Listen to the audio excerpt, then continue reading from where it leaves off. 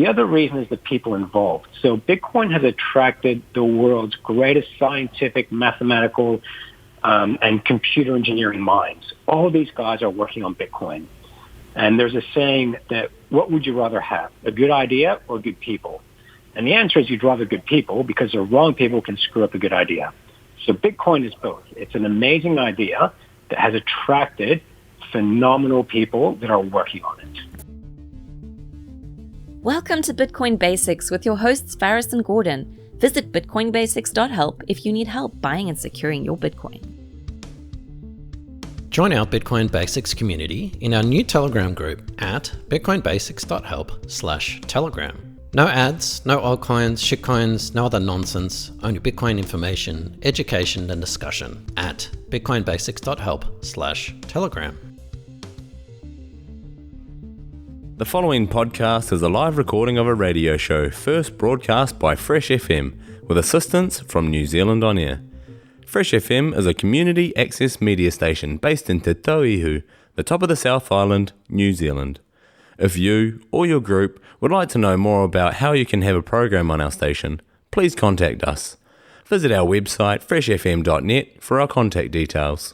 You're listening to Fresh FM. I'm Chrissy Small, and that was Money by Pink Floyd. Speaking of money, I have Faris Mali on the telephone. He is a Bitcoin expert, and he will be in Nelson at the Red Gallery Cafe on the 27th of May, presenting Bitcoin's Next Decade. Hello, Faris. Really great to have you on the phone today. How are you going? Good, thank you, Chrissy. It's a real pleasure. Thank you for having me on. Look, you're a bit of a Bitcoin expert, and I know nothing about this, as many listeners probably are scratching their heads going, what is it and what's it really all about? So tell us a bit about your credentials and why Bitcoin is so important to you. Sure. So my background is actually in international relations. I used to work for NGOs, and I used to teach at Deakin University in Melbourne, Australia. I taught international relations and development. I was always an investment addict. Weekends, I'd go to seminars on property investing, buying gold. And before I moved to New Zealand about 8 years ago, I was a full-time derivative trader. So I traded equities, Forex, which is foreign exchange, commodities. And my business partner, he comes from an IT background. And he was telling me about Bitcoin a while ago, and I, like most people, just ignored him. And then in my research in 2016, I started looking in depth in Bitcoin and went down the rabbit hole and started appreciating it a lot more from an economics point of view. Right. And then when COVID hit, my business partner and I started a podcast. We've done about 180 episodes right now. It's called the Bitcoin Basics Podcast. And our goal, Chris, is to reach out to people like you, where we take the complex world of Bitcoin and make it simple for everyone to understand. Okay. Well, that's really great because, I mean, so many of us get hooked in by fake Facebook ads on Bitcoin investments and things, and they turn out to be a real sham. How do people know how to avoid those sorts of things? So that's actually what we do, is we only advocate Bitcoin. We've never endorsed or encouraged anyone. We've actually encouraged people to stay away from all the other coins. So you'd look at Bitcoin, the best way to explain this is like the internet. When the internet came out, you had a lot of domain names that you could buy. So the one that we ended up using, the most common one, is the .com domain name. So whenever anyone launches a business, they want a .com address, even though it's a lot cheaper and easier to get your business name with a .info, .co.nz. Everyone's after the .com. That's what Bitcoin is. And I was actually just listening earlier on to your program, and they're talking to someone about open source technology. And Bitcoin is open source technology, which means the code that created Bitcoin, anyone can copy that code and create their own coin. So Chrissy, you can go ahead and just create the Chrissy coin using that same technology. The difference is no one knows who you are. No one is going to want to invest in it. And we have seen a lot of this. People go on and create the next Bitcoin. And the problem is most people think, I can't afford to buy an entire Bitcoin, which at the moment is around 50,000 New Zealand dollars, but you don't have to buy one whole Bitcoin. The problem is one of the beauties of Bitcoin is it's limited in supply. So there's only ever going to be 21 million Bitcoins created ever. So there's actually not enough million Bitcoins in the world for every millionaire in the world to own just one position. But you can buy just $20 worth of Bitcoin. So for us, me coming from an economics background, the supply and demand of Bitcoin is what really attracted to me. The fact that it is limited in supply. And if more and more people want to buy it, there's fewer of it to go around. They're not going to create any more than the original 21. And that's one of the reasons I got behind it, was just understanding that economics. The other reason is the people involved. So Bitcoin has attracted the world's greatest scientific, mathematical, and computer engineering minds. All these guys are working on Bitcoin. And there's a saying that, what would you rather have, a good idea or good people? And the answer is you'd rather good people, because the wrong people can screw up a good idea. So Bitcoin is both. It's an amazing idea that has attracted phenomenal people that are working on it. If you enjoyed this podcast, please subscribe, like, and share so we can find others like yourself. Someone like me who's never invested in even a share market, how do we learn about these things? Do we come to your seminar on Bitcoin's next decade at the Red Cafe? That would be a good starter, of course, but where else can we find more information? Look, that would be a good start. And the challenge to my job when I'm teaching people about Bitcoin, and I do come from an educational background, so I really get a buzz explaining things to people, is what do we keep out? Because explaining Bitcoin to people now, you want to have a grasp of economics, finance, and computer technology. And the thing is, it's like if you were to get on a plane. So most people will get on a plane, and they know the basics of how a plane works. But ask them to look under the hood, will they be able to repair anything? And they can't. And with Bitcoin, as you said, you tend to go down these rabbit holes where next thing you know, you need to learn how to mine Bitcoin. You don't need to know how to do that to appreciate Bitcoin. So for us, it's more the 80-20 principle. 80% of the stuff you don't need to know. What's the 20% fundamentals you want to understand? So that's where we come in. It's like, this is what you really want to understand about Bitcoin.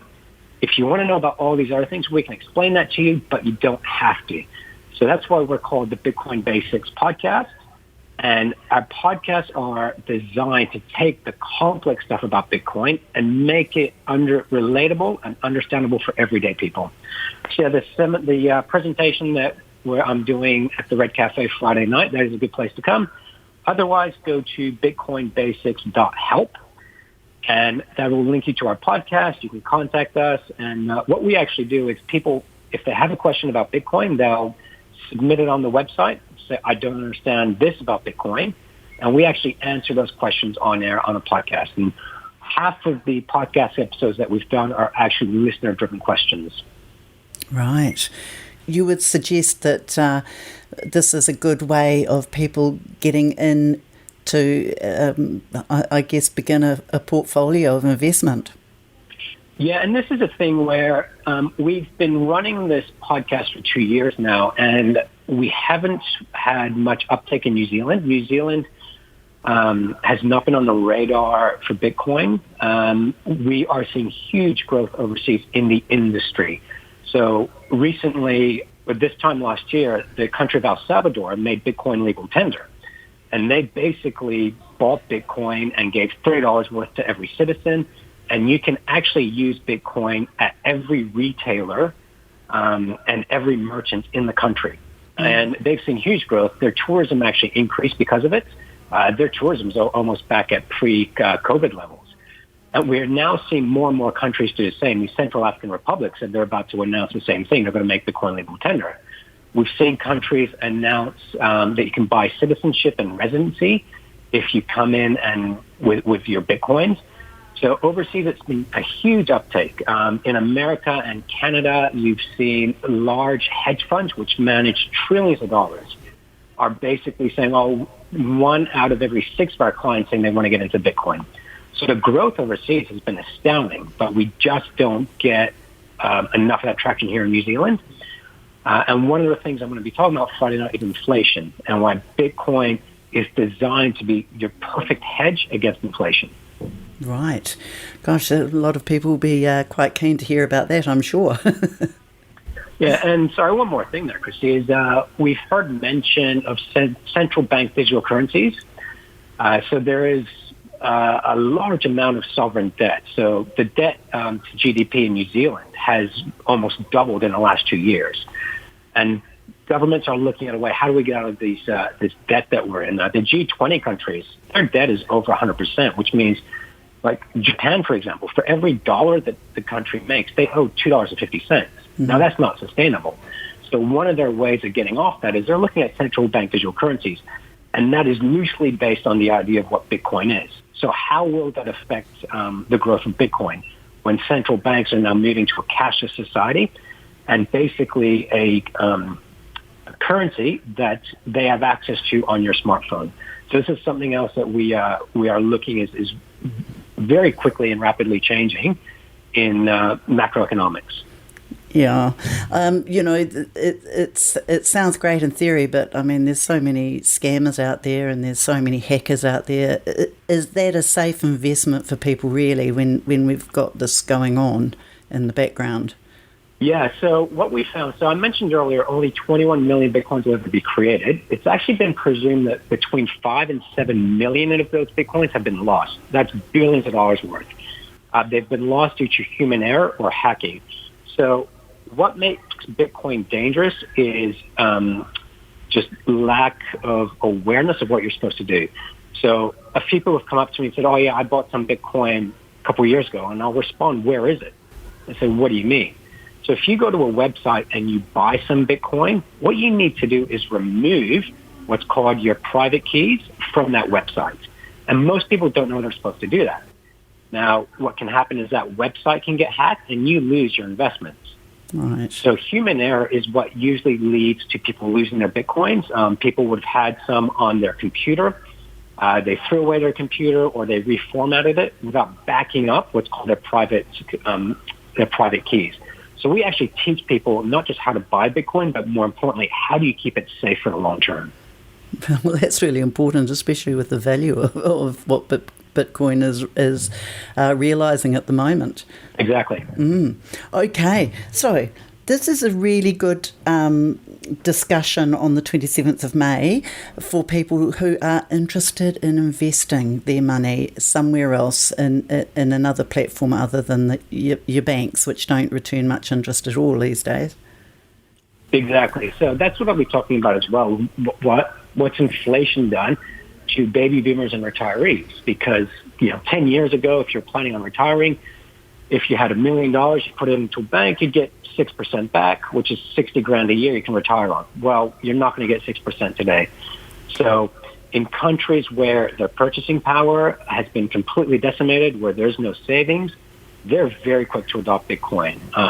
And this is why we're seeing in America, Europe, countries who their local currencies are a lot more stable than countries like Colombia, Venezuela. They're still getting into Bitcoin because there is no yield anywhere else. And we're starting to see corrections in equity markets and the bond market. So money is moving out of these institutional funds and they're looking for somewhere else to go. And Bitcoin does tend to scare people away because it has a $2,000 to $3,000 run. So it'll go up 2,000 to 3,000% and then correct about 80%. And most people tend to get in at the top. That's the psychology of markets. And then when it goes down, they sell and get out and they're burnt. So this is what we teach people, is that you want to look at Bitcoin as a longer-term investment, not just to get in, get afraid when the volatility goes down and sell. You want to hold on to it for the long term. Right. Goodness. Well, it's going to be a very interesting evening on the 27th of May at Red Gallery Cafe, where you'll be obviously spreading your wisdom on investments on Bitcoin. I think that's fantastic because everyone in New Zealand is probably sitting back going, what is it? What is it really all about?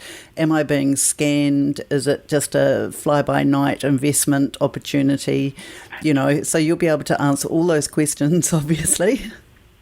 Yes, and essentially the thing to understand with Bitcoin is so when you have your your banking app on your phone, be it Kiwi Bank, the app on your phone. That gives you access to your bank account. With Bitcoin, you are the bank. You are controlling everything on there. And this is what scares people away, is just the lack of understanding and the responsibility.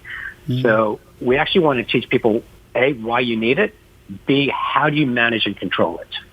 Yeah, that sounds great, because honestly, when you download it, as you say, people have got everything on their computer, and then they do an upgrade and they lose it all. And in effect, there's no way of being able to get back their Bitcoin investment. Is that right?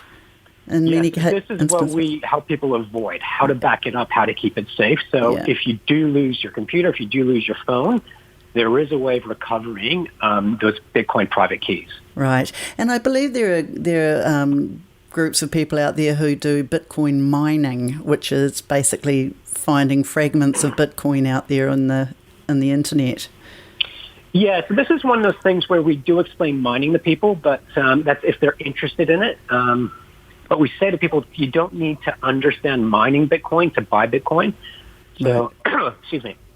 So what mining Bitcoin is essentially, it's a way of confirming a transaction from one person to another. And as I mentioned before, new Bitcoins are released on average every 10 minutes. So every 10 minutes, about 3 Bitcoins are released, and those miners have to find them.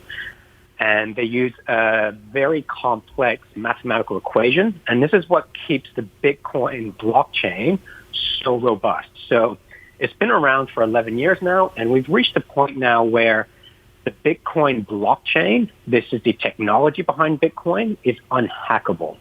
So before I explain that websites can be hacked, but the Bitcoin blockchain itself is so secure that it's unhackable. If someone wanted to do it, it would cost them about $50 million per hour to try and hack it. So no one in their right mind would try and do that. No. So to try to explain Bitcoin mining is really tricky in a short period of time, but it's something that if people were interested in finding out about, we can go into detail. Sure. And, okay, I'm just looking at the value of Bitcoin, as you say now.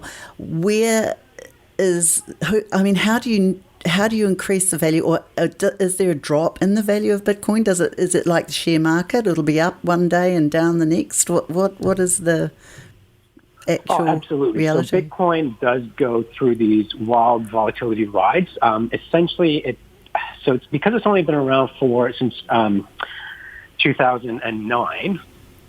We have seen what I would call these 2-year cycles, where it would go up 2,000 to 3,000% on average, and then it will have several 30% to 50% declines, and then it will stabilize. So at the moment, we're looking at another period of just a consolidation phase, where it's going to go sideways potentially for a while before it goes back up again.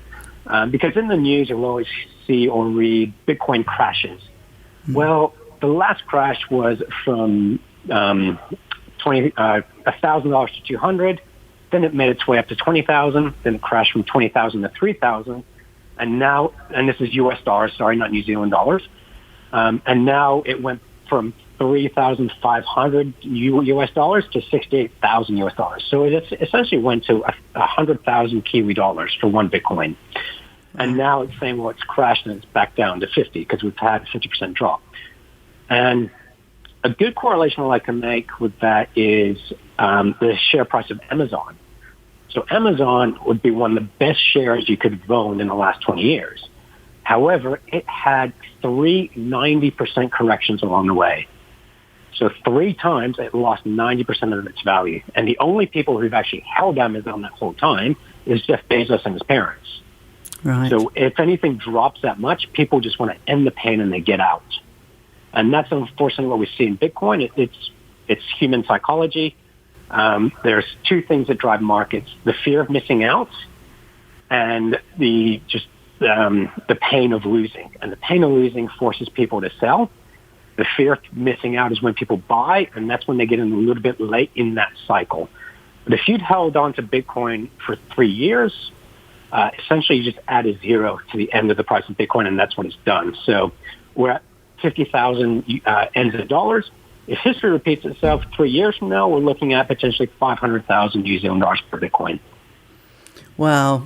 That's quite something. And really, honestly, if people have some spare cash they want to invest, this is a great time to be looking at Bitcoin then.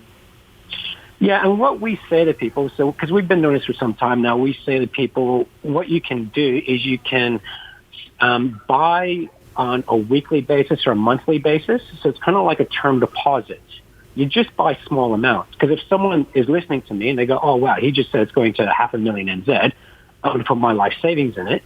Keep in mind, it can still drop another 50% from here. Yep. And then people panic, go, oh, no, what have I done? And that's when they sell and lose. Whereas if you're just buying small increments on a weekly or monthly basis, then you're not worried about these long swings in volatility. And with this recent correction we have not had a single caller or client call us worried, because the advice we've regularly given to people is just buy small increments on a monthly, weekly basis and hold on to it for the long term. Ignore the short-term volatility because you're in this for the long haul. Yeah, definitely a long-haul investment, really. Absolutely. Oh, look, Faris, it's been wonderful to talk with you and to learn a bit about Bitcoin. I feel a little bit more knowledgeable now and less afraid. No, and reach out, anyone listening, reach out to my website. Chris, I'm sure you put it in the details, but one thing I'm doing at the moment, because I kept getting these questions from so many people, what is Bitcoin, how do I buy it? I actually wrote a small booklet about it, which I'm currently updating. So, and that's designed to explain everything we've been talking about as simply as possible to anyone who wants to invest in Bitcoin. And half of what we do is not just talking about Bitcoin, but explaining how the world of economics and finance works. Because you kind of want to understand where are we now, and then you'll appreciate how Bitcoin works. So understanding the gold standard will help you appreciate Bitcoin a lot more. So that's half of what we do, is explaining the history of economics and finance before we even talk about Bitcoin. Fantastic. Thank you very much, Faris, for this enlightening conversation. I'm sure lots of people they'll be chomping on their Bitcoin to come and see you. Now we're looking forward to having people, and we run a short presentation, and then it's Q&A. And the Q&A tends to go on for quite some time, which is very enjoyable. It is booked to go from 7 to 9 p.m. The cafe closes at 9. So my presentation is about 45 minutes, and then a lot of Q&A after that, which is always fun. But people can grab my details, and as you can tell, I'm obsessed about this stuff, so always happy to talk about it. Great. So it's probably best that people go prepared with a few questions first and tick them off as they listen to you first, and then talk about what they've got unanswered at the end. Oh, absolutely. Any level of prior knowledge is fine, but you don't need to know anything about this stuff. That's who we're aiming for. Someone who goes, I've heard about Bitcoin. Do I really need to know about it? And that's who we're aiming for, just helping you understand Bitcoin and the current economic climate. Great. Thank you so much. Oh, it's been a treat. Thank you very much for having me on, Chrissy. You're listening to Fresh FM. I'm Chrissy Small, and I was just talking to Faris Mali of www.farismali.com. That's FARISMALI.com. So if you need to know more, go and check out that website. And don't forget, he will be talking to you at the Red Gallery Cafe in Nelson on 27th of May, and it begins at 7:30. So don't forget to get in early so that you can get your seat.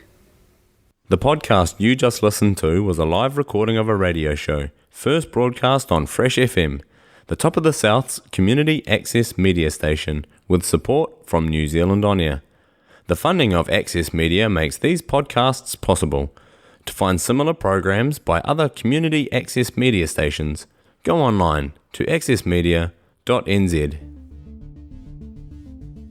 Thanks for watching or listening. If you enjoyed this podcast, please like, subscribe, and share so we can spread this educational content to others like yourself. Visit bitcoinbasics.help. Disclaimer. Any content provided by Coin Compass is for educational and informational purposes only and is not investment, legal, tax, or any other professional advice. A qualified professional should be consulted before making any financial decisions. Coin Compass will at times recommend certain products, services, and technologies, but these are opinions based upon our own or podcast guests' experience and not endorsements. We take no liability for out-of-date or inaccurate information, software bugs, manufacturing errors, technology misuse, or issues involving third parties. Visit coincompass.com for more information and please contact us.